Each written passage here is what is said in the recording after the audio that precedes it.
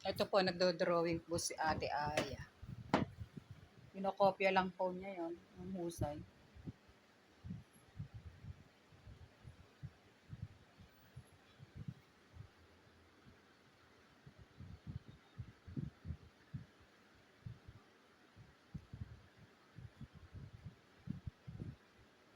Kailan mo pa nalamang mahusay ka mag-drawing?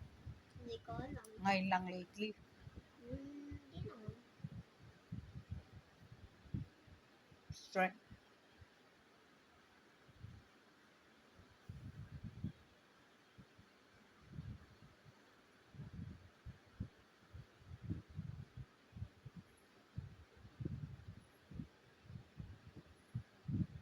In few minutes, tapos ha.